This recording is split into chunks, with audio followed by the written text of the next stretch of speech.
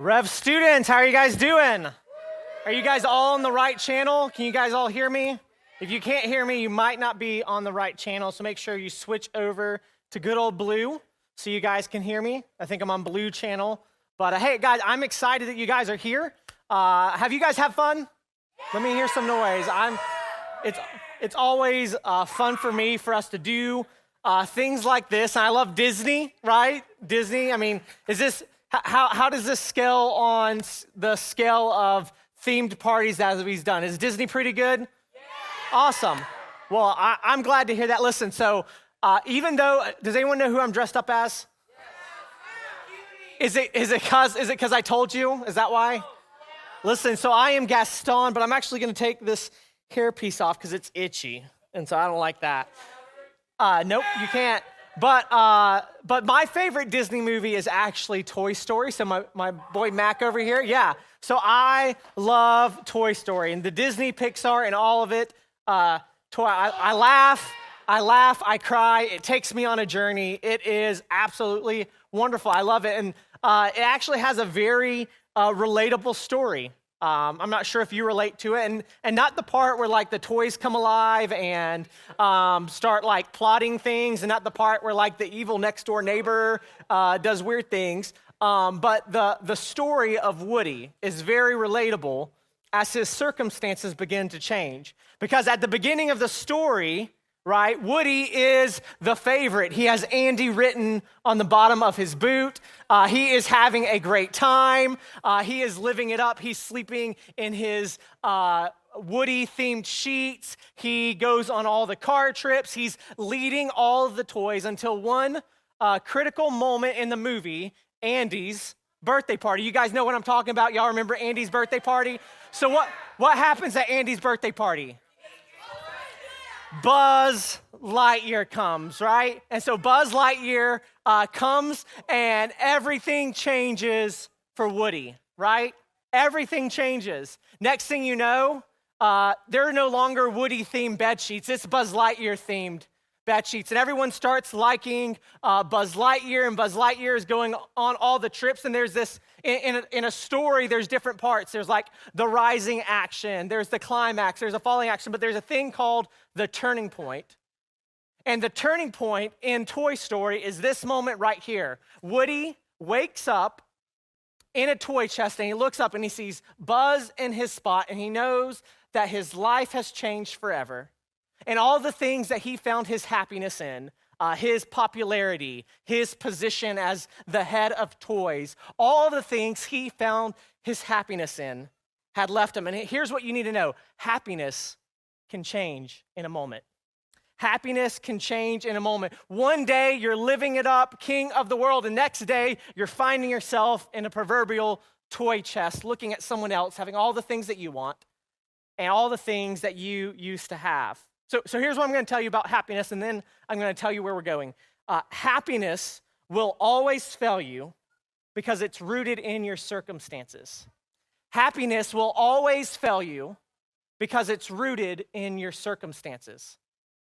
And so what I mean by that is happiness will always fail you because as your circumstances change, how you feel about it changes. Everything that you believed in, everything that you like, everything that you wanted, it's all great when you have those things, but in one instant, your circumstances can change, and you no longer have those things, and you no longer are happy. And some of you have been in a Buzz Lightyear turning point moment for quite some time because your circumstances have been changing a lot. Your circumstances have been changing in your family a lot, and you haven't felt a lot of happiness. Your circumstances at school has been changing a lot, and you haven't felt a lot of happiness. Your circumstances with your friend has changed a lot, and you haven't felt a lot of happiness. Some of us have experienced loss in a real and powerful way. Some of us have tried new things and new experiences and failed, and we felt the sting of that. Our circumstances have changed, and the happiness that we found in those circumstances change with it. And a lot of times, happiness kind of feels like this roller coaster, right? When it's up, it's great, but when it's down, it's no good. And we've just been on a ride of our circumstances trying to find happiness. And now the Bible is actually going to point out an alternative to happiness because it understands that as your seasons change, as your life changes, as your circumstances changes, that your happiness in those things is going to change too. So it is going to offer a different solution for you, and that solution is joy. And the biblical definition of joy is going to say the reason it is different is because it is not rooted in your circumstances. It is rooted in something a lot deeper. It is rooted in something that is unchanging. It is rooted in something that will not fail you. I love the way the band Ren Collective says it. He says, happiness is smiling when the sun's out, but joy is dancing in the downpour. Joy is dancing in the downpour. So what I want to do with the time we have today, so here's what I want you guys. I know the headsets are nice. I know you've been dancing. I know some of you smell really bad, but here's what I want you to do. I want you guys just to lean in for just the next 5 or 10 minutes because here's what I know. Over this last year, your circumstances have changed, your family dynamics have changed, your friends have changed, and the Bible actually has a very real answer for something that will never change that you can put your trust in. And so what I want to do for the time is give you what the Bible says about joy, and then we'll talk about what we do with it. So our first verse is going to be in Psalm 16:11. And so the author of Psalms, there's multiple authors for multiple different ones, and they are writing, it's very poetic, and it's letters to people about God, sometimes writings and songs to God. And in Psalm 16:11, it says, "You make known to me the path of life, and in your presence there is fullness of joy." Everyone say fullness of joy. When was the last time in your life that you would say, I am full of joy? He continues, at your right hand are pleasures forevermore. So the first thing the psalmist is talking here, he's saying, hey, there are a lot of paths you can take in life. Right? There's paths to popularity, paths to success, paths to a lot of friends. There are a ton of paths you can go on, but there is only one path that leads to life and that leads to fullness of joy. And when I talk about fullness of joy, I want you guys to listen to me. When I talk about fullness of joy, I want you to think of it like this. So when I'm a dessert person, I love ice cream. So everyone in here love ice cream, like you just want to go get an awesome ice cream cone right now. So one of the things for me is I like things to be fair. So if me and my wife went to go get ice cream and her ice cream had significantly more ice cream than mine, I would feel like I was missing out on something. I would feel like someone robbed me. I would feel like someone did me wrong. And so I would say based off of her ice cream is full, and because her ice cream is full, my ice cream is lacking. And in the same way, I would want the fullness of all the ice cream. I don't want to be lacking any ice cream. The psalmist is saying is that there are a lot of paths you can go on, and you might find some joy in them. You might find some happiness in them. You might find some things you like in them, but none of them will have the fullness, the completeness of all that God has for you. I love the way Eugene Peterson, a pastor and an author, writes very poetically, very well as he puts his thoughts on paper. He says about this verse, he says, I am happy from the inside out and from the outside in. I'm firmly formed. You canceled my ticket to hell. That's not my destination. Now you got my feet on the life path. All radiant from the shining on your face. Ever since you took my hand, I am on the right way. And the picture that the author is painting here is that there is a path that God is leading you on. There is a path that he is leading you on that has the fullness, all of the joy that is available to you. There is only one path that has all of it. There is only one path that has all of it. And this picture he painting, he says, hey, at your right hand are pleasures forevermore. And so it's painting two pictures here. The first picture is the picture of freely giving something. So in just a couple of days, Sunday, what do we have going on? Halloween. So in just a couple of days, we are going to have Halloween happen, and some of you are going to go up and knock on someone's door, and someone is going to freely give you candy. And in the same way that you're going to go up to someone's house and they're going to freely give you candy, God here is saying that he freely gives you pleasures forevermore. So here's what I want you to think. Pleasures that last forever. Pleasures that are not lacking. That will not fail you, that will not end. The other picture it paints when it talks about the right hand is not only a picture of him giving freely, but like a father grabbing his child by the hand and leading them into something new. That he is leading them into greater joy, that he is leading them into greater pleasures that will last forever. And this is the picture that the psalmist is painting. He continues in verse 21:6. It says, "For you make him most blessed forever. You make him glad with the joy of your presence." So here he says, hey, not only are we forever blessed, not only are we blessed forever, but just simply being in his presence brings us joy. Simply being, when we spend time with him, when we gather in this room, when you're at your house and you're spending time with him, when you're sitting in a car and you're thinking about him, there is pleasure and joy in that moment because you're spending time with him. The psalmist is going to continue in verse 20, or chapter 20, verse 4-5. He says, "May he grant you your heart's desire and fulfill all of your plans. May we shout joy over your salvation, and in the name of God, set up our banners."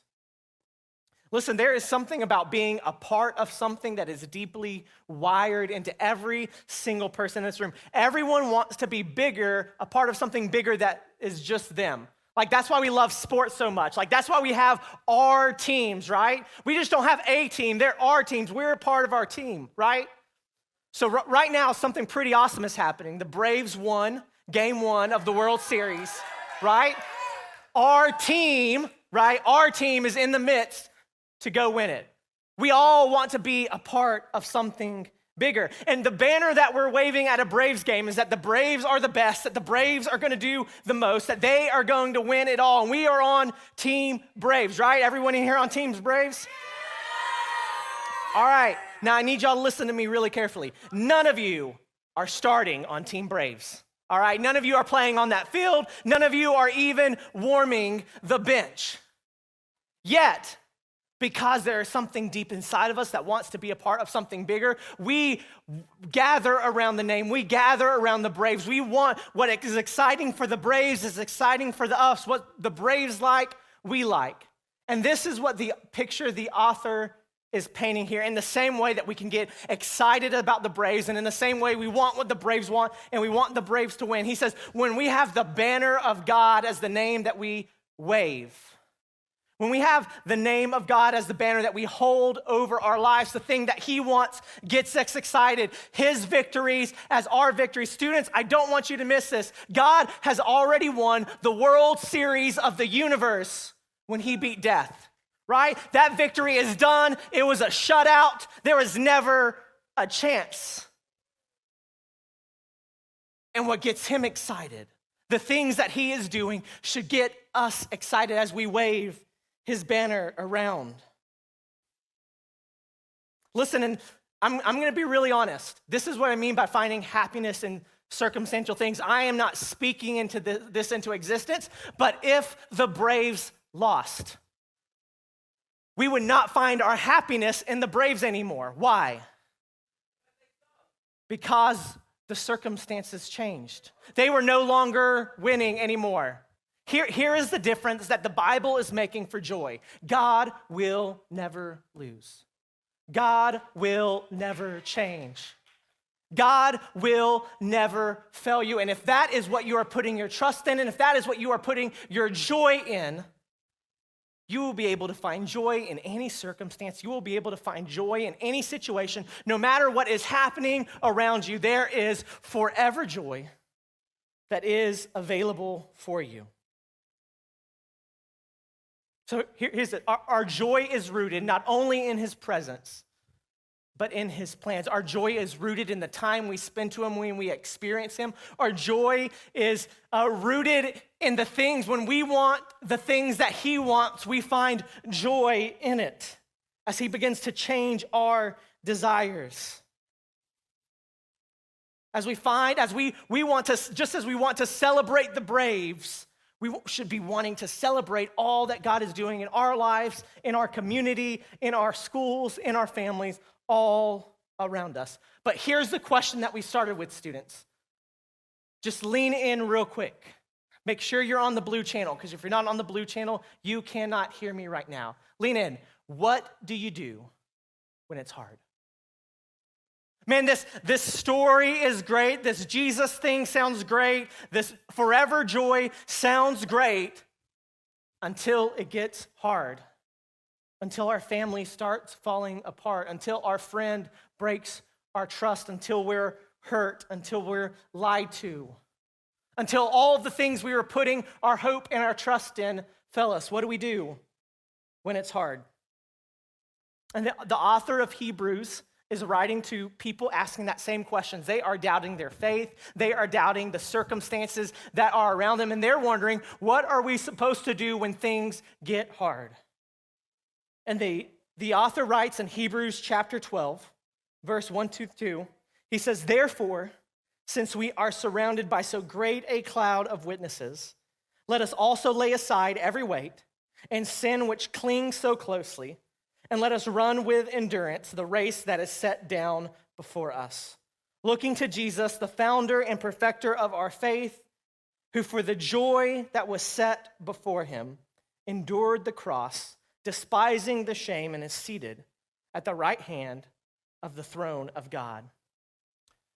And the picture the author of Hebrews is painting here is someone running on a race. And maybe you have a track team or a cross-country team at your school. Back then, they would have marathons in coliseums, and there would be crowds coming out, and they would wear these elegant robes to show who they were and all their prestige and all they would done. But when it came to race time, they would do anything they could to compete at the best of their abilities. They would take off their robe, they would shave their legs. If anything gave them even a second of advantage, they would do it so that they could win their race. And that's what the author is painting here, that we would do whatever it takes. Anything it takes. When we are running the race that God has set for us on this path of life, he says there are going to be things that are trying to ruin your race. He says there's going to be things that are trying to weigh you down and slow you down so that you won't experience the joy that he has for you. He says there's going to be sin that is going to try to trap you, that is going to try to entangle you so that you won't experience the joy that he has. And in the same way, there are things in our lives that weigh us down. And there are sin in our life that is trying to trap us up and keep us from the joy that God, this forever joy that God is making available to us.